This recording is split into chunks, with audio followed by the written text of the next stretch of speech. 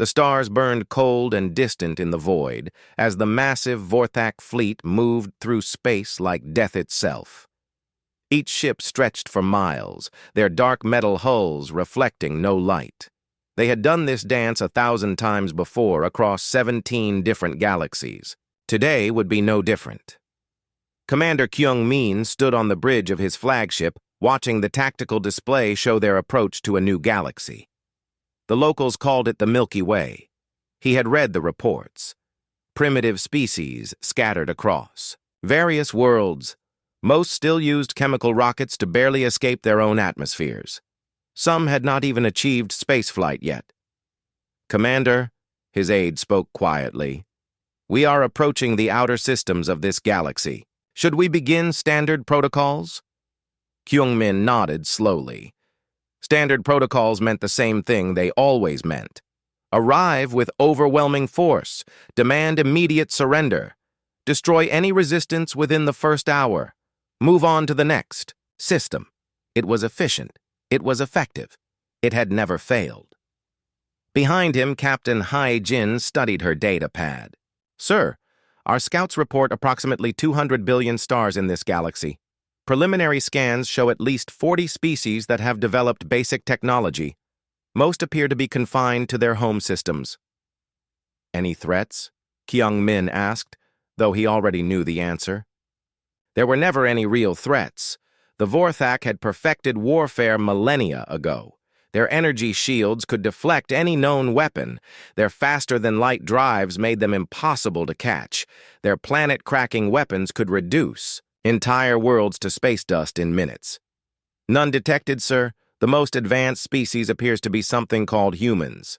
They have spread to a few nearby star systems, but use primitive nuclear technology and basic metals for construction. Their largest warships are barely 300 meters long." Kyung-min almost smiled. 300 meters. His personal shuttle was larger than that. The Vorthak dreadnoughts measured 30 kilometers from bow to stern. Each one carried enough firepower to sterilize a continent. "How many species have we encountered like this?" he asked Captain Hai-jin. "Approximately 8,000, sir. None survived longer than 6 hours after first contact." The bridge fell silent except for the quiet hum of the ship's systems. Kyung-min watched the stars ahead grow larger on the display. Soon, they would emerge from faster-than-light travel at the edge of human space. The conquest would begin. Another galaxy would fall. Another species would learn that resistance was futile. "Sir," the communications officer called out, "we are receiving a transmission from our advanced scouts. Put it through." The holographic display flickered to life, showing the face of a Vorthak scout captain. His expression was the same bored look they all wore during these operations. "Commander Kyung-min, we have completed our survey of the human species. They have established colonies on 17 worlds. Their total population is approximately 50 billion. They possess nuclear weapons, basic energy shields, and crude faster-than-light communication. They appear to be unified under something called the United Earth Systems. Military assessment? Negligible, sir. Their largest fleet consists of maybe 200 ships. All appear to be designed for exploration and cargo transport rather than warfare. We detected some defensive platforms around their homeworld, but they use kinetic weapons and low-yield energy beams. Nothing that could penetrate our shields." Kyung-min nodded. "Estimated time to complete conquest?" 4 hours, sir. Maybe 6, if they prove unusually stubborn." The transmission ended. Kyung-min turned to address his bridge crew. Each one had served with him through dozens of galactic conquests. They knew their roles perfectly. "Begin final approach. All ships are to maintain standard formation. Weapons remain powered, but not armed. We follow standard protocols. Arrive, demand surrender, demonstrate our superiority if needed. This galaxy will be under Vorthak control before the day cycle ends." The fleet dropped out of faster-than-light. Travel at the edge of human space. One moment, there was empty void. The next moment, 300 massive Vorthak warships materialized like dark omens against the star field. Almost immediately, alarms began sounding on human defensive platforms, scattered throughout the outer system. Kyungmin watched with detached interest as small human ships scrambled away from their positions. Some appeared to be sending urgent communications deeper into the system. "Sir," his communications officer said, "we are being hailed by the humans." "Already?" "Most species take at least an hour to decide how to respond to our arrival." "Put them through." The main display showed a human face. Male, middle-aged, wearing what appeared to be a military uniform. His expression was calm. Too calm for someone whose species was about to be conquered. "I am Admiral Dong-Su of the United Earth Systems. You have entered human space without permission. State your intentions." Kyung-min found this amusing. The human actually sounded like he was in a position to make demands. It was almost charming in its innocence. "I am Commander Kyung-min of the Vorthak Empire. Your species has 1 hour to surrender unconditionally. Submit to Vorthak authority and your deaths will be quick. Resist, and we will make examples of your worlds." The human admiral was quiet for a moment. When he spoke again, his voice carried something Kyung-min had never heard before in these situations. Not fear, not desperation. Something else entirely. "Commander, Kyung-min, you have made a serious error in judgment. You picked the wrong species to threaten." The transmission ended abruptly. Kyung-min stared at the empty display for several seconds. In his 1,000 years of service, no species had ever responded like that. Most begged for mercy. Some tried to negotiate. A few launched futile attacks immediately. None had ever spoken with such quiet confidence. "Sir," Captain Hyejin said carefully, "perhaps they do not understand the situation. Should we demonstrate our capabilities?" "Yes." "Target their outer defensive platforms, minimum power. We want to send a message, not vaporize everything immediately."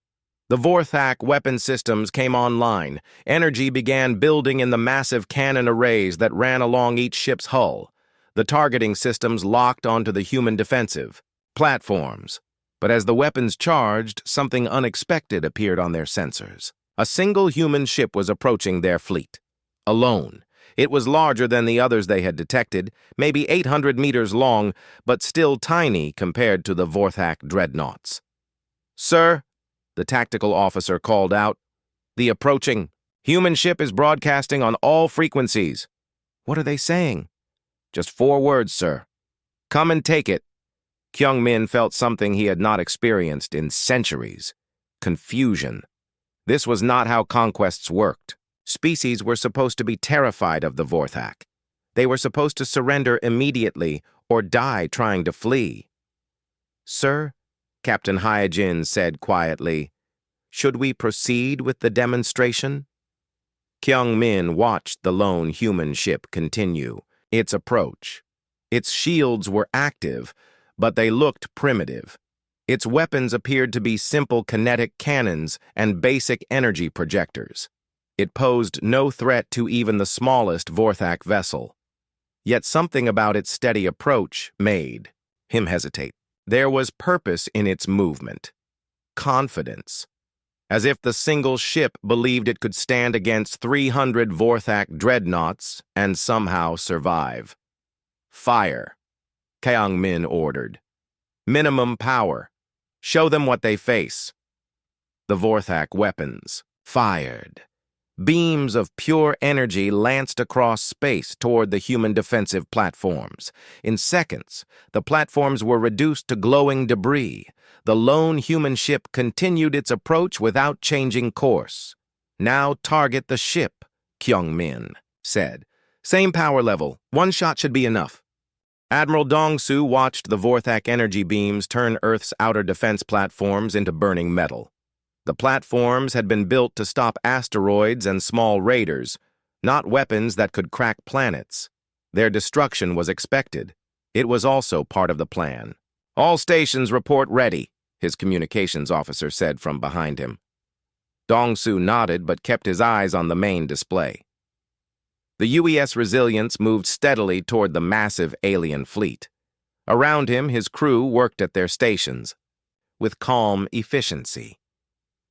They had trained for this moment for 20 years. Every simulation, every drill, every sleepless night spent preparing for the day hostile aliens would arrive at Earth's doorstep. "Distance to enemy fleet?" he asked. 50,000 kilometers and closing," his navigator replied. "They appear to be charging weapons again." "Good. Let them fire first." Behind Dong-Su, Engineer Jae-won monitored the ship's power systems from his station. The Resilience looked like a normal human warship from the outside. 800 meters of titanium steel alloy hull wrapped around conventional fusion reactors and magnetic acceleration weapons. But looks could be deceiving. Hidden beneath the normal armor plating was humanity's greatest achievement: adaptive, metamaterial that could absorb and redirect almost any form of energy. The outer hull could shift its molecular structure in real time to counter different types of attacks. The deeper armor layers contained quantum field generators that could manipulate matter and energy at the subatomic level. "Sir," the tactical officer called out, "the alien ships are targeting us directly. Energy buildup suggests weapons much more powerful than what they used on the platforms." "All hands, prepare for incoming fire," Dong-Su announced over the ship's intercom. "Remember, we want them to hit us. The harder they hit us, the stronger we become." On the Vorthak flagship, Commander Kyung-min watched the human ship continue its approach. It had not changed course when the defensive platforms were destroyed. It had not tried to communicate further. It simply kept moving toward his fleet like it had every right to be there. "Weapons locked on target," his tactical officer reported. "Fire. Double power this time. I want that ship vaporized completely. The Vorthak Dreadnought's main cannons discharged." Beams of pure destruction lanced across space toward the tiny human vessel. Energy equivalent to a nuclear explosion struck the Resilience's dead center. The human ship disappeared in a ball of white-hot plasma. "Target destroyed," the tactical officer reported with satisfaction. But as the energy dissipated, something impossible became visible. The human ship was still there. Not only was it still there, it appeared to be completely undamaged. Its hull showed no signs of impact. Its shields were still active. It was still moving toward the Vorthak fleet. "What?" Commander Kyung-min stared at the display. "That's impossible. No known material can withstand that level of energy."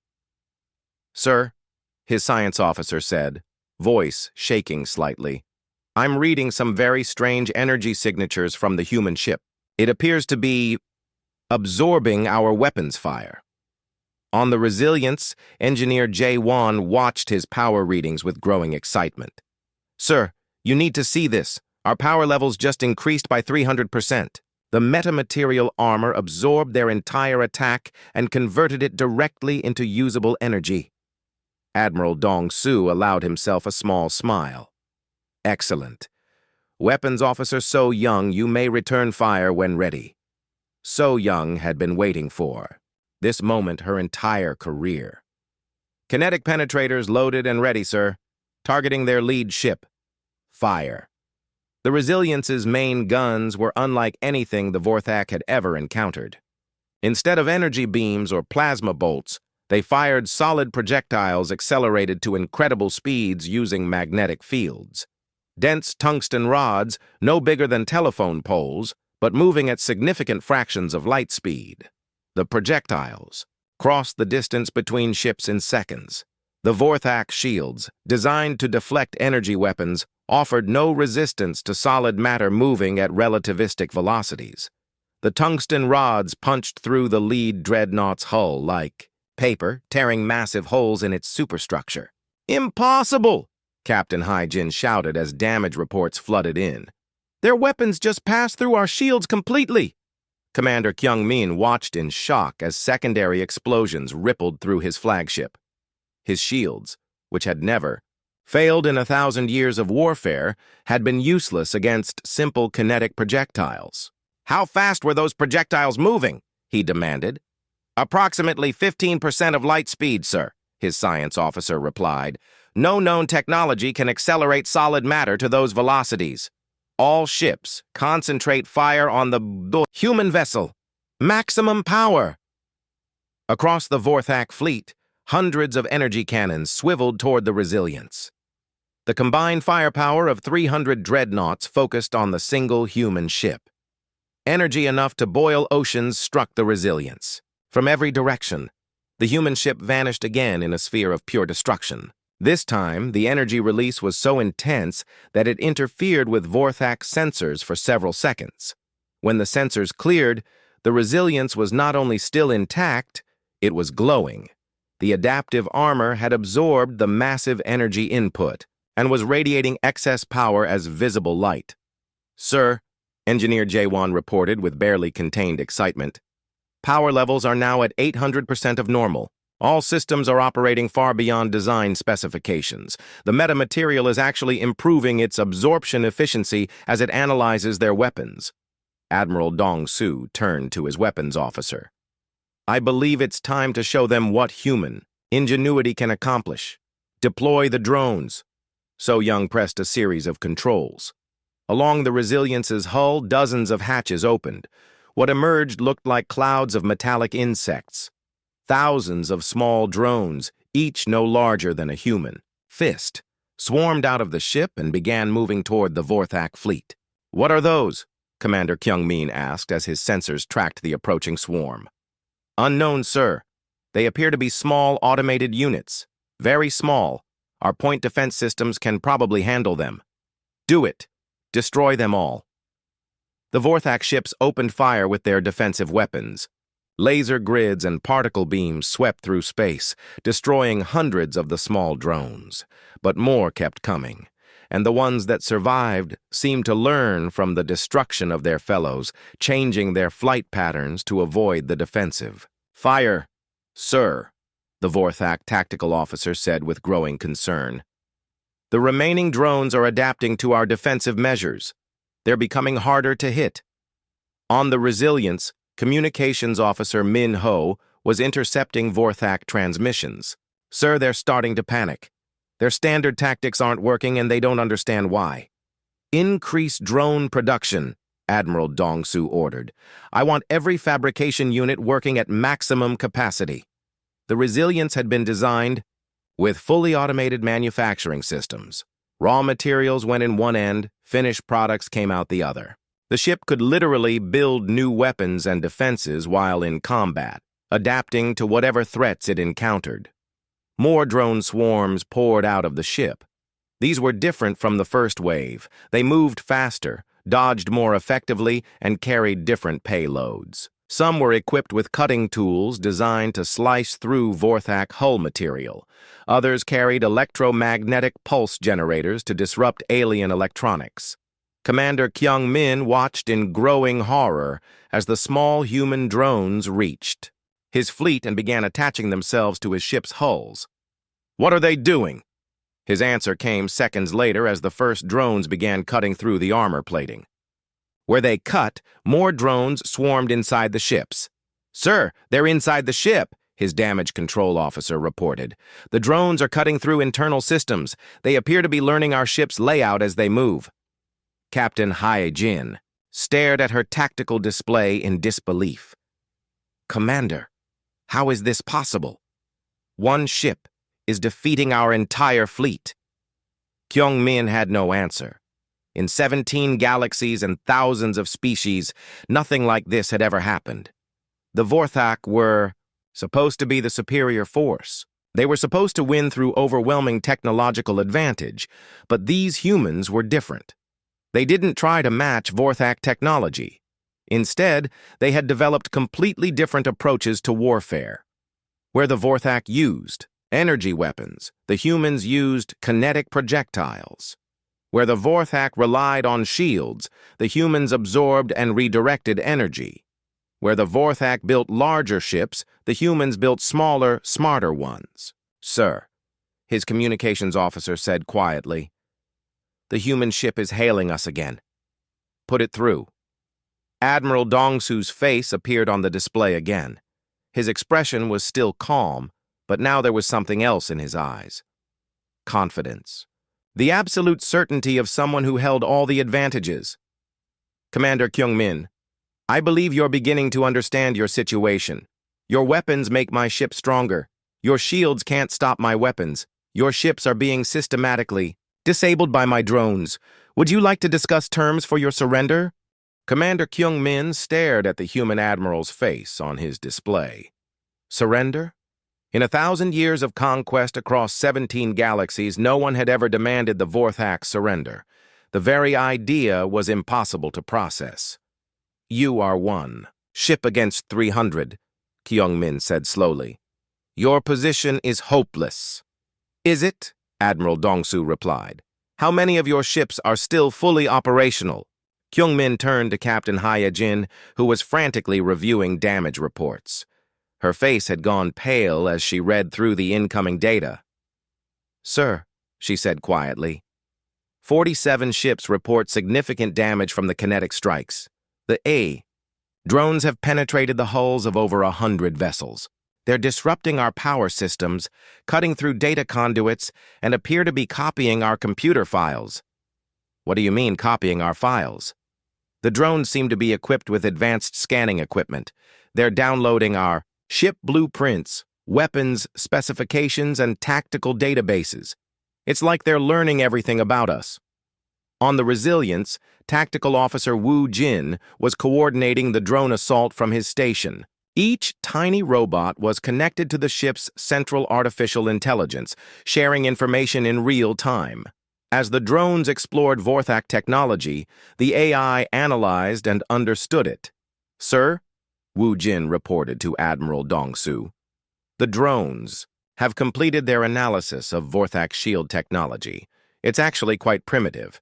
They use a single-frequency energy field that can be easily disrupted. Show me. Woo Jin activated a new weapon system that had not existed an hour earlier. The Resilience's computers had analyzed the Vorthak shields and designed a specific countermeasure. A narrow beam of modulated energy lanced out from the human ship toward the nearest Vorthak dreadnought. The alien ship's shields flickered and died completely. Impossible, Captain Hye-jin whispered as she watched her own ship's shields fail. Our shield technology has been perfected over thousands of years. Perhaps. That's the problem, Admiral Dong-Su's voice came through the communication channel. You perfected it thousands of years ago and then stopped improving. We've been working on shield disruption for the past 50 years. So Young targeted the now defenseless Vorthak ship with another kinetic round. The tungsten projectile tore through the hull without any resistance, causing catastrophic damage to the ship's power core. Across the Vorthak fleet, ships began losing their shields one by one as the Resilience's new weapons swept through their formations. What had been their greatest defense became useless in minutes. All ships, retreat to minimum safe distance, Commander Kyung-min ordered. We need time to analyze this threat. But as the Vorthak ships began to withdraw, something else impossible happened. The space around them began to distort. Stars in the distance became blurred and stretched. Sir, the Vorthak navigation officer called out in panic. Our faster-than-light drives are not responding. Something is preventing us from entering hyperspace. Navigator Yun-Su smiled at her station aboard the Resilience. Faster-than-light interdiction field is active and stable, sir. The alien ships are trapped in normal space. Admiral Dong-Su nodded approvingly. The interdiction field had been theoretical until 6 months ago. Human scientists had finally cracked the mathematics needed to disrupt hyperspace transitions. The Vorthak were now trapped in a battlefield of humanity's choosing. How is this possible? Commander Kyung-min demanded, though he was no longer sure who he was asking. His science officer was frantically running scans on the space around their fleet. Sir, the humans have somehow created a localized distortion in space-time itself. The field extends for several light hours in all directions. Our hyperspace generators cannot achieve the resonance frequency needed for transition. Engineer Jae-won was monitoring the power requirements for the interdiction field. Sir, the energy we absorbed from their initial attacks is more than sufficient to maintain the field indefinitely. As long as they keep shooting at us, we can keep them trapped here. The irony was not lost on Admiral Dong-Su. Every weapon the Vorthak fired at his ship only made it stronger and more capable. They were literally powering their own defeat. "Commander," So-Young said from her weapons station, "shall I target their engines? If we disable their sublight drives, they'll be completely helpless." "Not yet. I want to see what other tricks they might try first." Commander Kyung-min was having the same thought. His fleet was trapped, his shields were down, and his weapons were only making the enemy stronger. But the Vorthak had not conquered. 17 galaxies by giving up easily. "Deploy the planet cracker," he ordered. Captain Hyojin looked shocked. "Sir, that weapon has never been used against a single ship. It's designed to destroy entire worlds." "These humans have proven resistant to conventional weapons. Perhaps overwhelming force will succeed where precision has failed."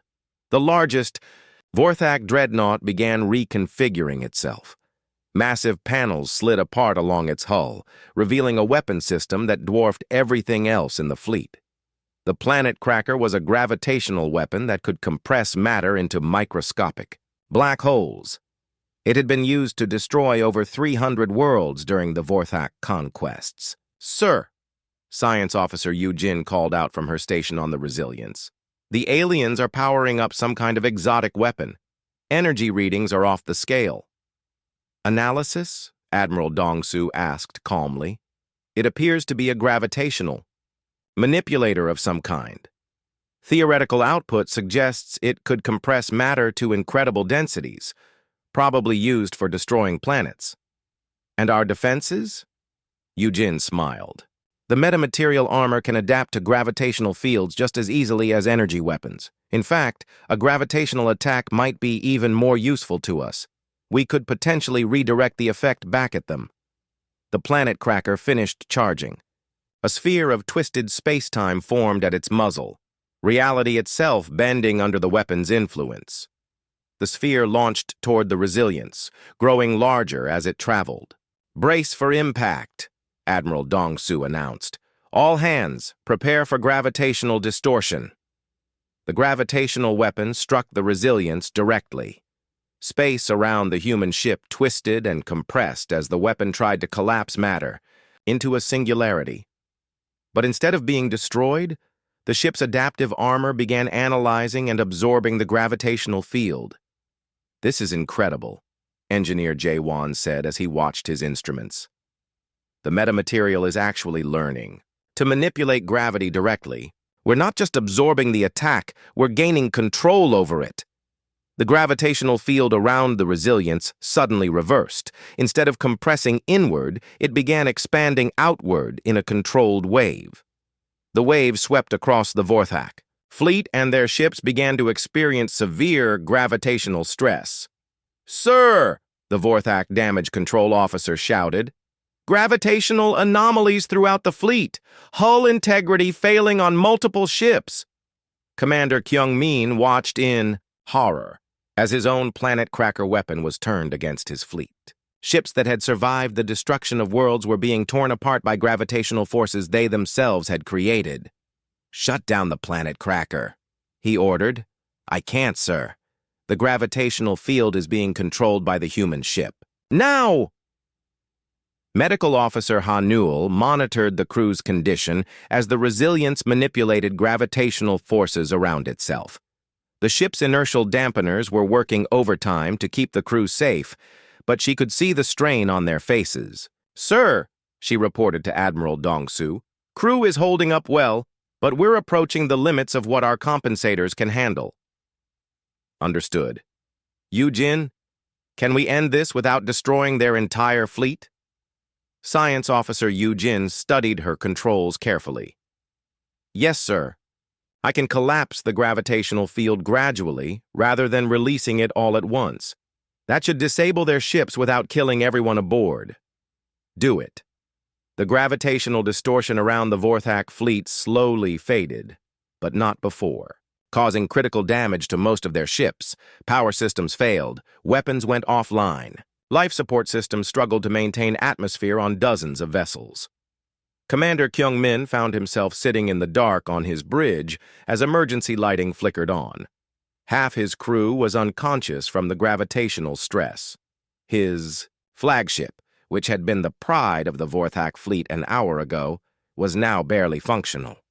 "Sir," Captain Hyojin said weakly, "all ships report severe damage. We have no weapons, no shields, and limited life support. The human ship is completely unharmed." Through the static on his communication system, Commander Kyung-min heard Admiral Dong-Su's voice again. "Commander, I'm going to make this very simple for you.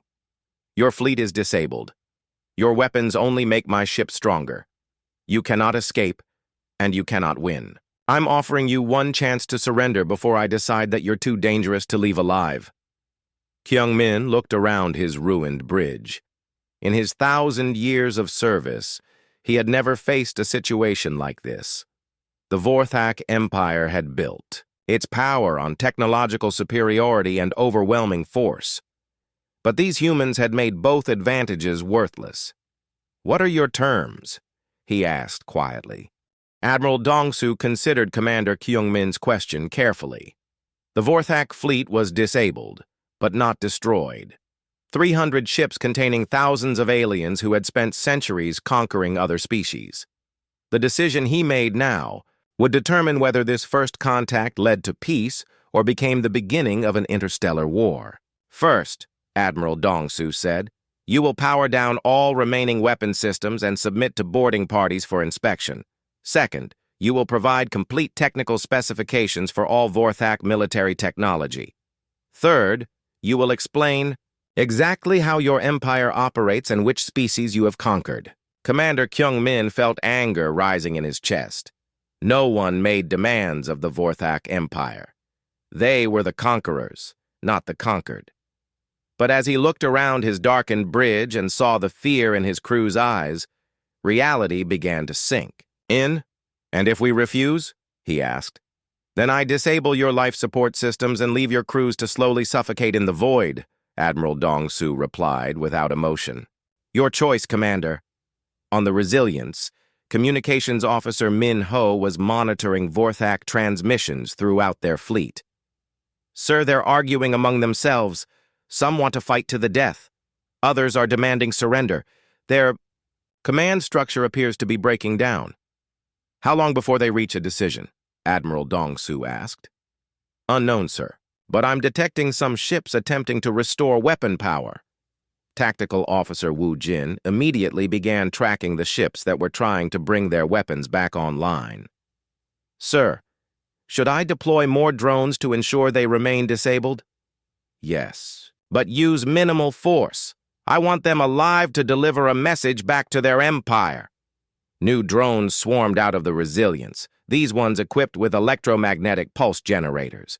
They attached themselves to the Vorthak ships that were attempting to restore power and sent focused bursts of energy through their electrical systems. One by one, the attempts to rearm failed. Captain Hyojin watched the human drones crawl across her ship's hull like mechanical parasites. "Sir, they've completely neutralized our ability to fight back. These drones are more sophisticated than anything in our databases." "How is that possible?" Commander Kyung-min demanded. "We have encountered thousands of species. We have the most advanced technology in 17 galaxies." Science Officer Yujin had been thinking about that same question. She activated her communication system to address the Vorthak directly. "Commander Kyung-min, may I explain why you're confused?" Kyung-min looked at his display as the human science officer appeared. She was young by human standards, but her eyes held intelligence that made him uncomfortable. "You conquered 17 galaxies by finding species that were less advanced than you and overwhelming them with superior technology," Yujin continued. "But you never encountered a species that developed differently than you did." "What do you mean?" Captain Hyojin asked. "The Vorthak appear to have evolved on a world with abundant resources and little environmental stress. You developed advanced technology through steady progress over thousands of years. But Earth was different." Engineer Jae-won took over the explanation. "Earth tried to kill humanity for millions of years, ice ages, volcanic eruptions, asteroid impacts, mass extinctions, plagues. We survived by adapting faster than our environment could destroy us. So, Commander Kyung-min said, though he was beginning to understand. So we didn't develop technology to dominate others, Admiral Dong-Su explained. We developed it to survive impossible situations. Every system on this ship was designed to handle threats we might not even understand yet. Navigator Yun-Su activated a holographic display showing Earth's history. Our planet's surface temperature has varied by over 40 degrees. The atmosphere has changed composition multiple times. The magnetic field has reversed. Supervolcanic. Eruptions have blocked out the sun for years at a time. Any single one of those events would have wiped out most species, Medical Officer Hanul added. Humans survived all of them. We learned to adapt to anything. Commander Kyung-min stared at the display showing Earth's violent history. But how does that explain your technology? Because we assume everything will try to kill us, So Young said from her weapons station. Every system has backups. Every defense has multiple layers. Every weapon can be modified on the fly to handle new threats. Your energy weapons made our ship stronger because we designed our armor to absorb any form of energy attack, Engineer Jae Won explained. We didn't know what alien weapons would look like, so we built defenses that could adapt to anything. Your shields were useless against our kinetic weapons because we assumed alien shields would be different from ours, Tactical Officer Woo Jin added. So we developed weapons that work regardless of what kind of defense they encounter. Your faster-than-light drives failed because we studied every theoretical method of hyperspace travel and built countermeasures for all of them, Navigator Yun-Su said. We've been preparing for hostile alien contact for over a century. Captain Hyejin felt a chill as the implications became clear. You've been planning for war with us since before you knew we existed. Not war, Admiral Dong-Su corrected. Survival. We hoped we would encounter peaceful aliens, but we prepared for the worst-case scenario. Commander Kyung-min looked around his bridge at his defeated crew. How many other species have you encountered? You're the first, Admiral Dong-Su said simply. This is humanity's first contact with an alien species. The silence that followed was deafening. The mighty Vorthak Empire, conquerors of 17. Galaxies had been defeated by a species that had never fought an interstellar war before. Sir, a Vorthak communications officer said quietly. Incoming transmission from the 12th Fleet. Kyung-min's eyes widened. The 12th Fleet? They're not supposed to arrive for another 6 hours. Sir, long-range sensors show approximately 500 additional Vorthak ships approaching this system, the officer reported. On the Resilience, long-range sensors confirmed the approaching fleet. Admiral Dong-Su studied the tactical display calmly. 500 fresh ships against his single vessel. The odds had just gotten significantly worse. Sir, Engineer Jae-won said with concern, we've used a lot of our absorbed energy maintaining the interdiction field and operating the drones. We may not have enough power to handle 500 ships the same way we handled 300. Then, we'll have to be more efficient, Admiral Dong-Su replied. He opened a channel to Commander Kyung-min. Commander, you now have a choice. Order your reinforcements to stand down, or watch them share your fate. You cannot defeat 500 ships with one vessel, Kyung-min said, though his voice lacked conviction. Watch me. Admiral Dong-Su turned to his crew. All stations prepare for Phase 2 operations. Science, I want full analysis of their approaching fleet. Engineering, begin production of Mark II drones. Weapons, prepare the fabrication systems. For rapid deployment. Sir, Science Officer Yu Jin said after studying her sensors, the approaching fleet appears to be configured differently than this one. Larger ships, different weapon signatures. They may have learned from this fleet's transmissions. Good. That means they'll try different tactics, which means we'll learn more about Vorthak capabilities. Communications Officer Min Ho looked up from his station. Sir, The approaching fleet is demanding to know what happened here. Commander Kyung-min has not responded. Admiral Dong-Su looked at the Vorthak commander on his display. This is your last chance to prevent more bloodshed. Call off your reinforcements. Commander Kyung-min stared back at him. In his 1,000 years of service, he had never faced a decision like this. Surrender to an inferior species, or watch more Vorthak ships be destroyed by an enemy they didn't understand. Admiral Dong-Su, he said slowly, what exactly are you? We're the species that survived when our own planet tried to kill us, Admiral Dong-Su replied. We're the species that learned to adapt to anything the universe could throw at us. And today, you're going to learn why that makes us very dangerous enemies. The approaching Vorthak fleet dropped out of hyperspace at the edge of the system. 500 fresh ships, armed with weapons designed to crack planets, faced off against a single human vessel that had already proven conventional wisdom wrong. This should be interesting, Admiral Dong-Su said quietly as he watched the new arrivals begin their approach.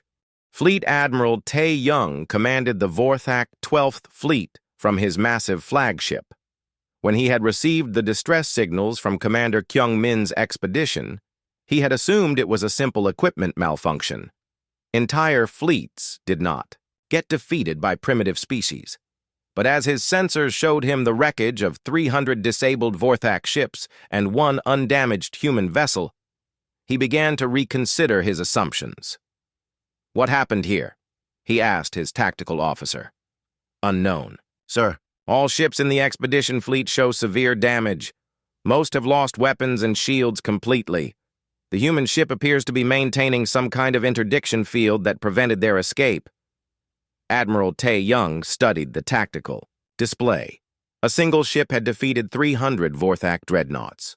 Either the reports were wrong, or humanity was far more advanced than anyone had realized.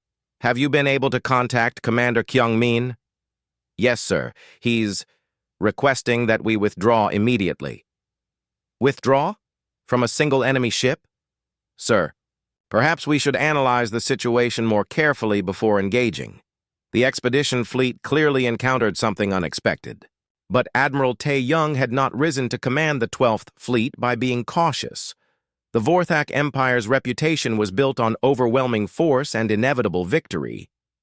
If word spread that a single alien ship had defeated an entire Vorthak fleet, other species might begin to think resistance was possible.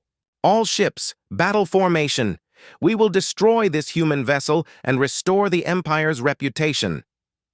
On the Resilience, Tactical Officer Wu Jin watched the approaching fleet deploy into attack formation. Sir, they're not slowing down. 500 ships in standard Vorthak battle formation closing on our position. Admiral Dong-Su nodded calmly. They want to see if we can handle larger numbers. Fair enough. All stations, implement the swarm protocol. Engineer Jae-won's eyes lit up as he understood what Admiral Dong-Su intended. Sir, are you sure? We've never tested the swarm protocol against this many targets. Today seems like a good day for field testing. The swarm protocol was humanity's answer to overwhelming numerical superiority. Instead of building bigger ships to fight bigger fleets, they had developed the ability to rapidly manufacture and deploy massive numbers of smaller autonomous units. Along the Resilience's hull, hundreds of new hatches opened. What emerged was not the small reconnaissance drones from the earlier battle, but something far more sophisticated. Each unit was the size of a small fighter craft, equipped with its own weapons, shields, and artificial intelligence. Beginning. Rapid fabrication, Engineer Jae-won reported. Current production rate is 50 units per minute. Science Officer Yu Jin was coordinating the swarm's behavior from her station. Each unit shares information with all others in real time. As they encounter enemy defenses, they adapt their tactics and share the improvements with the entire swarm. Admiral Tae-young watched in disbelief as hundreds of small craft poured out of the single human ship. How is one ship manufacturing so many fighters? Sir, his science officer said with growing alarm. Our sensors indicate they're not just launching pre-built craft. They appear to be manufacturing them in real time using some kind of automated system. That's impossible. No ship carries enough raw materials to build hundreds of fighters. Sir, they might be using matter conversion technology, taking basic elements and rearranging them into whatever they need. The first wave of human drones reached the Vorthak fleet and immediately began adapting to their defenses. Where the original drones had been small and fragile, these new units were equipped with stronger shields and more powerful weapons. But more importantly, they learned. As Vorthak defensive systems destroyed some drones, the survivors analyzed what had happened and modified their approach. Each wave that followed was harder to stop than the last. Sir, Admiral Tae Young's tactical officer reported, our point defense systems are being overwhelmed. The enemy drones are adapting faster than we can modify our countermeasures. Then, we use area effect weapons, charge the plasma field generators.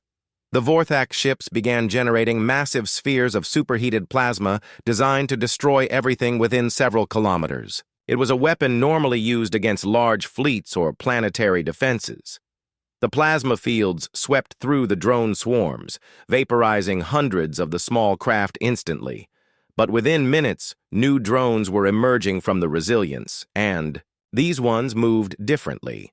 They maintained greater distances from each other, used evasive patterns that minimized their exposure to area effect weapons, and coordinated their attacks to overwhelm individual Vorthak ships. Sir, Science Officer Eugene reported, the swarm has analyzed their plasma weapons and developed countermeasures.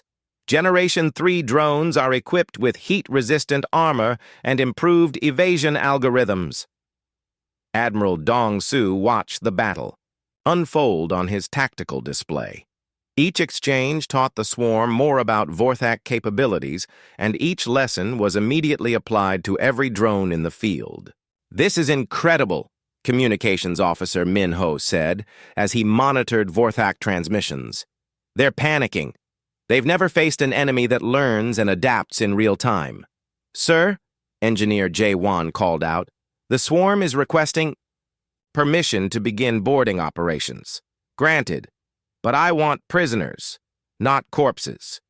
The newest generation of drones was equipped with cutting tools and stunning weapons. They began attaching themselves to Vorthak ships and cutting through their hulls. But instead of destroying critical systems, they were systematically disabling weapons and capturing crew members. Admiral Tae Young watched in horror as his ships were overrun by swarms of adaptive enemies. All ships, retreat to safe distance. We need time to develop new tactics. But as his fleet tried to withdraw, they encountered the same problem that had trapped the first expedition. The Resilience's interdiction field prevented any faster-than-light travel. Sir, we're trapped in normal space, his navigation officer reported. The interdiction field has expanded to cover our entire fleet. Medical Officer Hanul was monitoring the condition of captured Vorthak crew members as the drones brought them aboard the Resilience. Sir, these aliens appear to be in excellent physical condition, but they're showing signs of severe psychological stress. Understandable, Admiral, Dong-Su replied. They've probably never lost a battle before. Navigator Yun-Su was studying the movement patterns of both Vorthak fleets. Sir, I'm noticing something interesting about their tactical formations. They appear to be optimized for fighting enemies who use similar technology. Explain. Their ship spacing, defensive patterns, and weapon deployment all assume their enemies will use energy weapons, conventional shields, and standard faster-than-light drives. They have no experience fighting an enemy who uses completely different technologies. Science Officer Yu Jin nodded in agreement.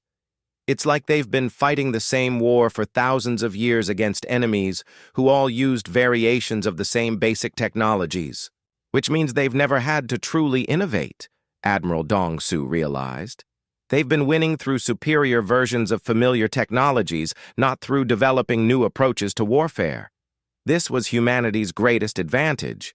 Where, The Vorthak had perfected existing methods. Humans had been forced to constantly develop new solutions to survive. Earth had never allowed its inhabitants to become comfortable with the status quo. "Sir," Tactical Officer Wu Jin said, "the swarm has successfully disabled approximately 60% of the enemy fleet. Shall we continue the operation?" Admiral Dong Su considered his options. He could easily destroy both Vorthak fleets completely, but that would only bring more ships, and eventually even human adaptability might be overwhelmed by sheer numbers. No, it's time to send a message. He opened a communication channel to both Vorthak fleets simultaneously. "Admiral Tae-young, Commander Kyung-min, I want you both to understand something very important. This battle is over. Your fleets are defeated. Your technology has been analyzed and countered. But I'm not going to destroy you." Both Vorthak commanders listened in stunned silence. "Instead, you're going to return to your empire with a message. Humanity is willing to coexist peacefully with other species, but any attempt to conquer or threaten us will be met with the same result you've experienced today." "What about our ships?" Admiral Tae-young asked. "You can have them back. But first, my drones are going to install some modifications. Consider them a gift from humanity to the Vorthak Empire." Admiral Dong-su smiled as he thought about the monitoring devices and communication relays the drones were installing throughout both fleets. When these ships returned home, humanity would have eyes and ears inside the Vorthak Empire itself. "In 48 hours, I will disable the interdiction field and allow you to leave. Use that time to think about whether you want humanity as an ally or an enemy." The channel closed, leaving both Vorthak fleets to contemplate their first taste of defeat in over 1,000 years. 3 weeks later, the Vorthak response arrived at the edge of human space. Grand Admiral Wan Sik commanded a fleet that dwarfed anything the Empire had assembled in centuries. 1,500 ships of the line, including 12 planet crackers, and the Empire's most advanced experimental weapons. The Grand Admiral had studied the reports from both defeated fleets with growing disbelief. A single human ship had defeated 800 Vorthak vessels without taking significant damage. Either the reports were lies, or humanity possessed technology that threatened the very foundation of Vorthak supremacy. "All fleet commanders, report. Readiness status," he ordered from his massive flagship.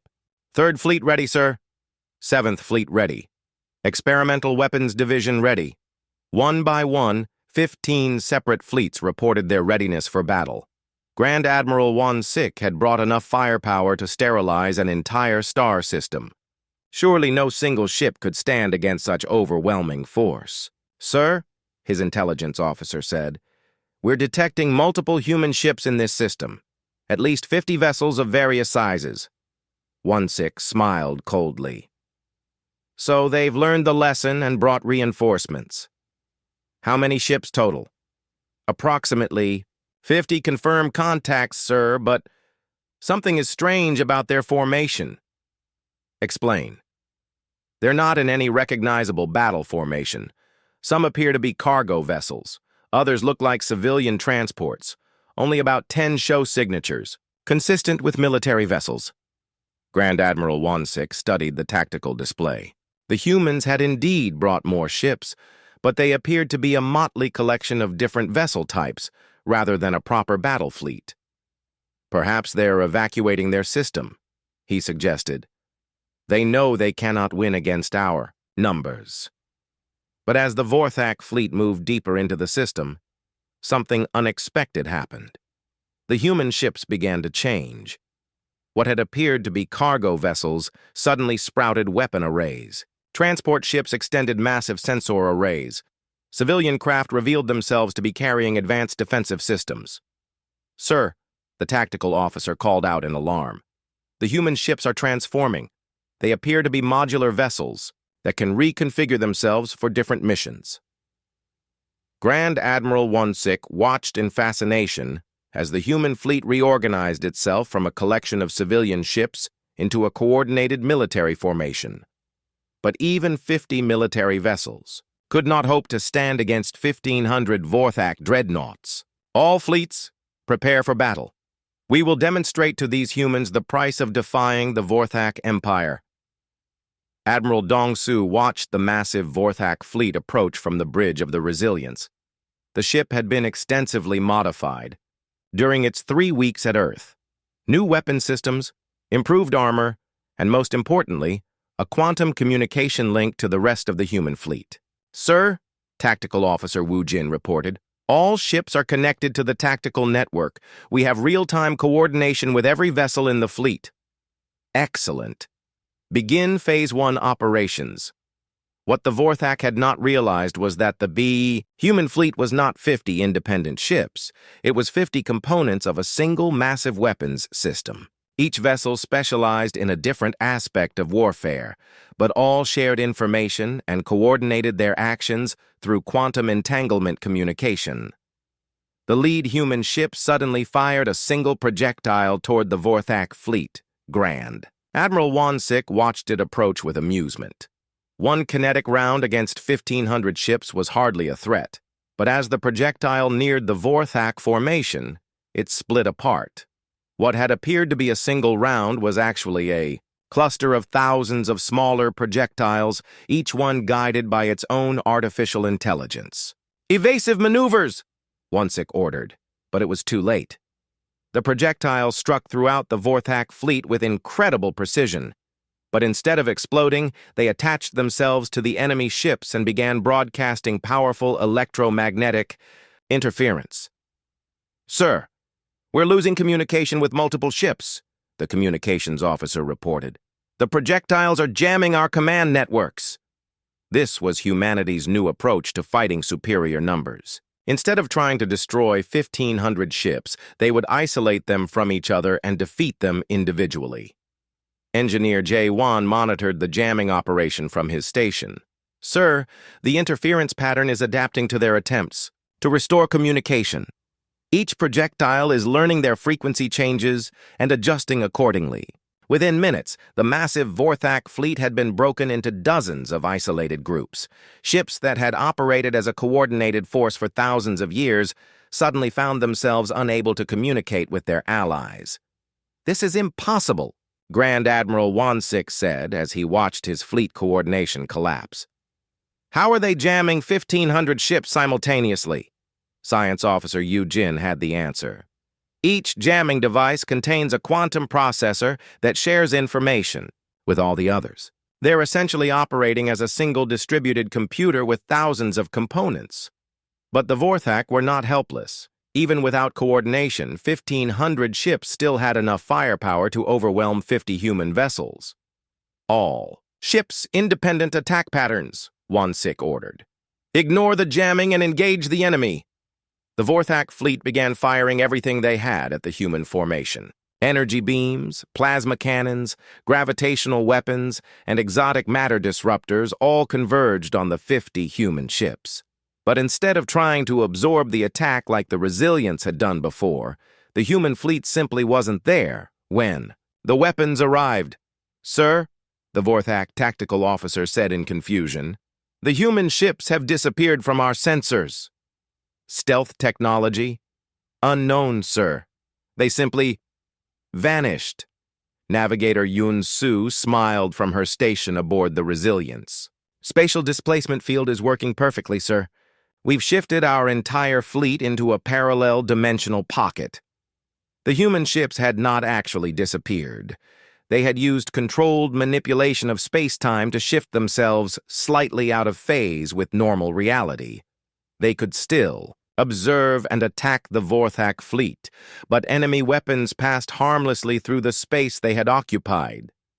"Begin counterattack," Admiral Dong-Su ordered. The human fleet reappeared throughout the Vorthak formation, but not where they had been before. Each ship materialized at point-blank range with a different group of enemy vessels.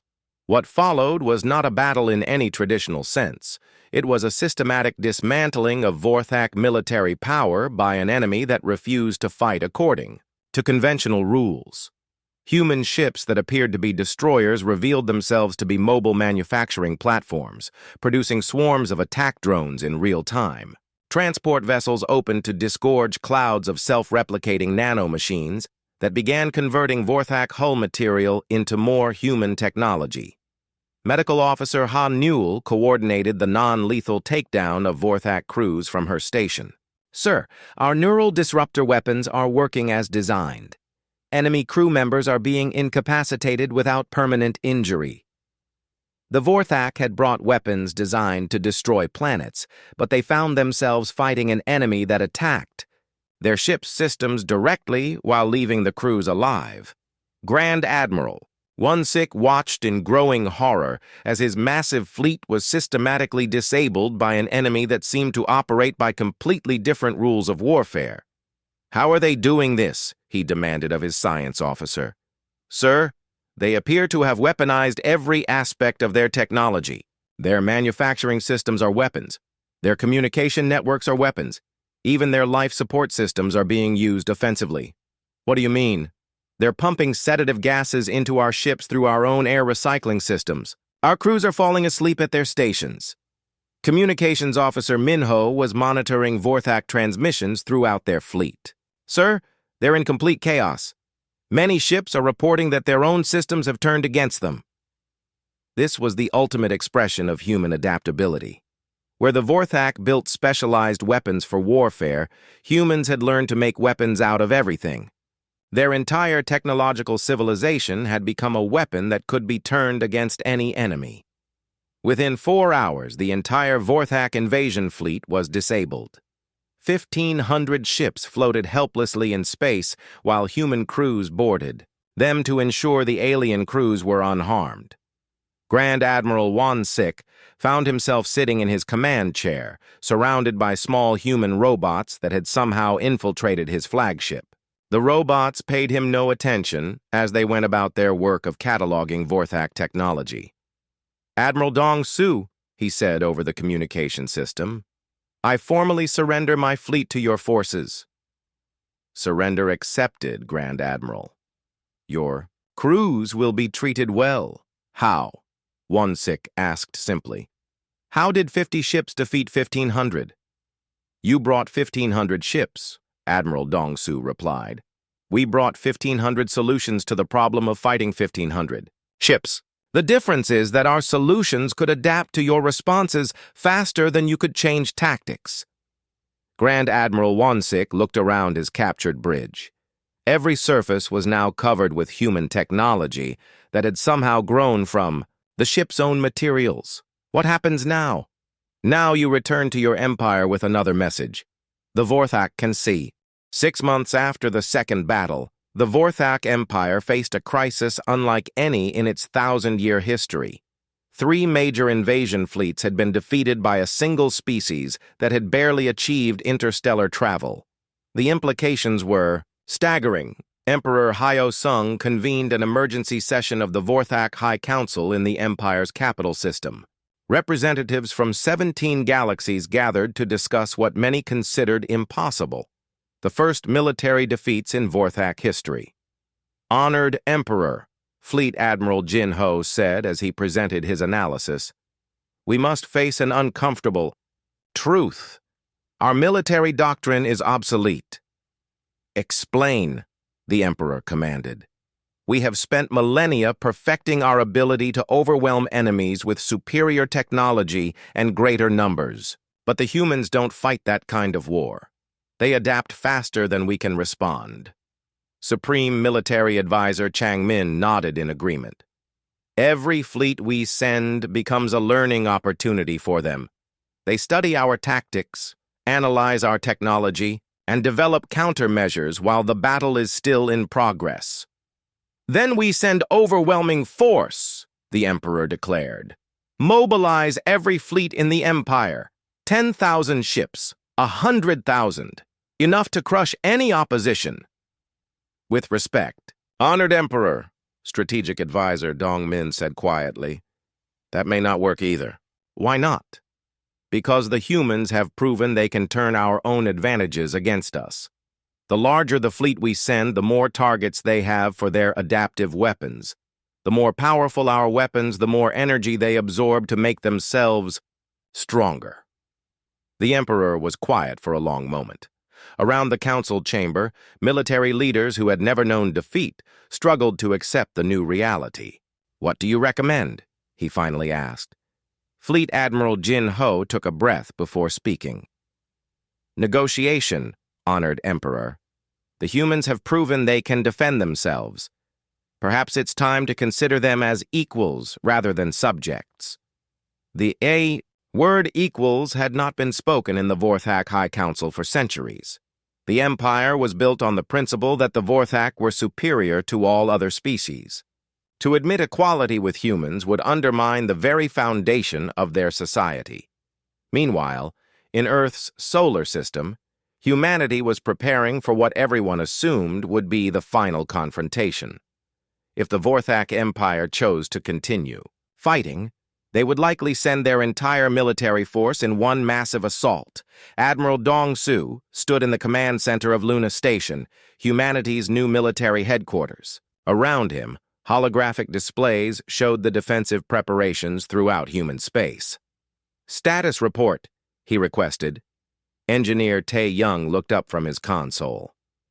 "All defensive systems are online, sir. We've deployed adaptive minefields throughout the outer system. Each mine can reconfigure itself based on the type of target it encounters." Fleet status. 200 ships ready for deployment, sir. But these aren't like our previous vessels. Each one is essentially a mobile factory that can produce whatever weapons or defenses the situation requires. Science Officer Yu Jin had been working on humanity's most ambitious project yet. "Sir, the quantum fabrication network is complete. If needed, we can now manufacture entire fleets in real time using materials from asteroids and gas giants." Admiral Dong-Su nodded approvingly. Humanity had learned from their encounters with the Vorthak. Instead of building fixed defenses, they had created systems that could adapt and evolve to meet any threat. "What about the diplomatic option?" he asked. Communications specialist So Min stepped forward. "Sir, we've been monitoring Vorthak communications for months. There's significant debate within their empire about how to proceed. Some factions want to continue fighting, but others are advocating for negotiation. Any indication which faction is winning?" "Unknown, sir. But we've detected several Vorthak exploration vessels approaching human space under peaceful flags. They appear to want to talk." This was the moment Admiral Dong-Su had been hoping for. Humanity had proven they could not be easily conquered, but a prolonged war with an empire that controlled 17 galaxies would be devastating for both sides. Allow them to approach, but maintain full defensive readiness. 3 days later, a small Vorthak diplomatic vessel entered human space. It was escorted by a squadron of human ships to Luna Station, where representatives from both species would meet for the first time under peaceful conditions. Ambassador Sung Ho led the Vorthak delegation. He had been chosen specifically because he had not participated in any of the military campaigns against humanity. The Emperor hoped this would demonstrate the Empire's sincere desire for peace. Admiral Dong-Su met the Vorthak delegation in Luna Station's main conference room. The contrast between the two groups was striking. The humans appeared relaxed and confident, while the Vorthak seemed nervous and uncertain. "Ambassador Sung Ho," Admiral Dong-Su said as he welcomed the delegation, "we appreciate your willingness to pursue a diplomatic solution. Admiral Dong-Su, I must confess that my Emperor finds your species challenging to understand." 6 months after the Second Battle, the Vorthak Empire faced a crisis unlike any in its 1,000-year history. 3 major invasion fleets had been defeated by a single species that had barely achieved interstellar travel. The implications were staggering. Emperor Hyosung convened an emergency session of the Vorthak High Council in the Empire's capital system. Representatives from 17 galaxies gathered to discuss what many considered impossible: the first military defeats in Vorthok history. Honored Emperor, Fleet Admiral Jin Ho said as he presented his analysis, "We must face an uncomfortable truth. Our military doctrine is obsolete." "Explain," the Emperor commanded. "We have spent millennia perfecting our ability to overwhelm enemies with superior technology and greater numbers. But the humans don't fight that kind of war. They adapt faster than we can respond." Supreme Military Advisor Chang Min nodded in agreement. "Every fleet we send becomes a learning opportunity for them. They study our tactics, analyze our technology, and develop countermeasures while the battle is still in progress. Then we send overwhelming force," the Emperor declared. "Mobilize every fleet in the Empire, 10,000 ships, 100,000, enough to crush any opposition." "With respect, Honored Emperor," Strategic Advisor Dong Min said quietly, "that may not work either." "Why not?" "Because the humans have proven they can turn our own advantages against us. The larger the fleet we send, the more targets they have for their adaptive weapons. The more powerful our weapons, the more energy they absorb to make themselves stronger." The Emperor was quiet for a long moment. Around the council chamber, military leaders who had never known defeat struggled to accept the new reality. "What do you recommend?"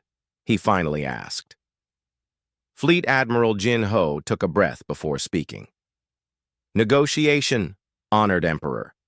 The humans have proven they can defend themselves. Perhaps it's time to consider them as equals rather than subjects." The word equals had not been spoken in the Vorthak High Council for centuries. The Empire was built on the principle that the Vorthak were superior to all other species. To admit equality with humans would undermine the very foundation of their society. Meanwhile, in Earth's solar system, humanity was preparing for what everyone assumed would be the final confrontation. If the Vorthak Empire chose to continue fighting, they would likely send their entire military force in one massive assault. Admiral Dong Su stood in the command center of Luna Station, humanity's new military headquarters. Around him, holographic displays showed the defensive preparations throughout human space. "Status report," he requested. Engineer Tae Young looked up from his console. "All defensive systems are online, sir. We've deployed adaptive minefields throughout the outer system. Each mine can reconfigure itself based on the type of target it encounters." "Fleet status?" 200 ships ready for deployment, sir. But these aren't like our previous vessels. Each one is essentially a mobile factory that can produce whatever weapons or defenses the situation requires. Science Officer Yu Jin had been working on humanity's most ambitious project yet. "Sir, the quantum fabrication network is complete. If needed, we can now manufacture entire fleets in real time using materials from asteroids and gas giants." Admiral Dong Su nodded approvingly. Humanity had learned from their encounters with the Vorthak. Instead of building fixed defenses, they had created systems that could adapt and evolve to meet any threat. "What about the diplomatic option?" he asked. Communications specialist So Min stepped forward. "Sir, we've been monitoring Vorthak communications for months. There's significant debate within their empire about how to proceed. Some factions want to continue fighting, but others are advocating for negotiation. Any indication which faction is winning?" "Unknown, sir. But we've detected several Vorthak exploration vessels approaching human space under peaceful flags. They appear to want to talk." This was the moment Admiral Dong Su had been hoping for. Humanity had proven they could not be easily conquered, but a prolonged war with an empire that controlled 17 galaxies would be devastating for both sides. Allow them to approach, but maintain full defensive readiness. 3 days later, a small Vorthak diplomatic vessel entered human space. It was escorted by a squadron of human ships to Luna Station, where representatives from both species would meet for the first time under peaceful conditions. Ambassador Sung Ho led the Vorthak delegation. He had been chosen specifically because he had not participated in any of the military campaigns against humanity. The Emperor hoped this would demonstrate the Empire's sincere desire for peace. Admiral Dong-Su met the Vorthak delegation in Luna Station's main conference room. The contrast between the two groups was striking. The humans appeared relaxed and confident, while the Vorthak seemed nervous and uncertain. Ambassador Sung-Ho, Admiral Dong-Su said as he welcomed the delegation, "We appreciate your willingness to pursue a diplomatic solution. Admiral Dong-Su, I must confess that my emperor finds your species challenging to understand.